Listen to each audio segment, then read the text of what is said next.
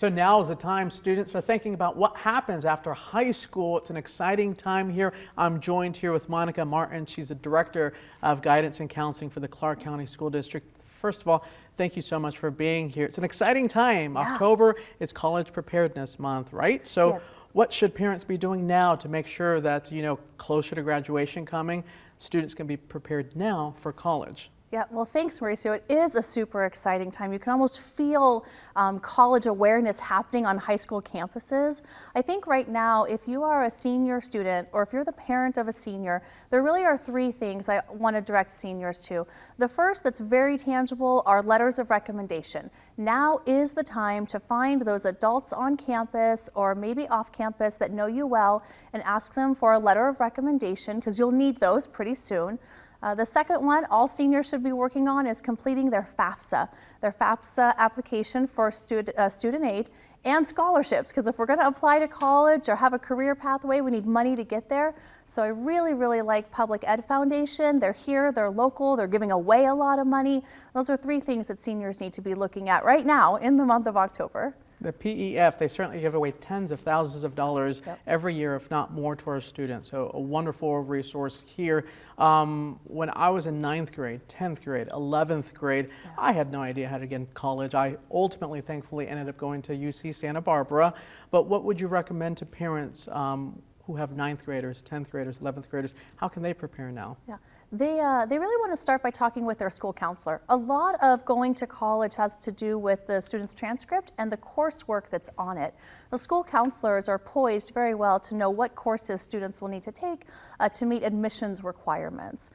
Juniors should really be looking at the Asvab. It's a test that juniors can take. The military uses this for placement, but you don't need to have a military interest at all. It really gives the students a great sense of who they are and what they might want to study when they go to school. So I really like the Asvab in sophomore or junior year. And you mentioned it a minute ago, Fafsa. That's something that we hear time and time again. Some parents know about it, some have no clue what it is. Give me a better breakdown of what Fafsa is and how folks can be preparing for that now. Yep, I love a great question. So the Fafsa is the free application for federal student aid.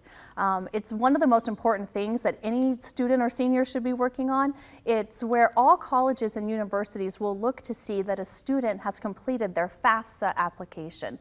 A student and parent will log in and they'll have to submit some household information and demographic information, and then from that the federal government says, okay, we will give you $10,000 in grants or scholarships. And what happens is universities, when you apply to school, they look to see if you've completed the Fafsa. And the university will say, oh, okay, the government's going to give you $10,000. We'll give you the remaining $4,000. And so they're looking to see first that you've done the Fafsa before even sending out the you've been accepted letter to the students. That's exciting. Yeah. Free money. That's always a good thing. How about students who are maybe considering other options besides college after high school? We know some students start to go straight to work. Some go into what's called the other four-year degree with trades and stuff like that. Any advice for them? I do. Back to the school counselor, always starting that conversation there. They should definitely be looking at apprenticeships or internships. And if you're a student who's working right now, you need to talk to your counselor about work experience. That's an elective credit that can go on a student's transcript that shows you're holding a job down in high school and getting credit for it. Any good questions that you think parents should be asking their counselors? We know how important it is to talk with their counselors.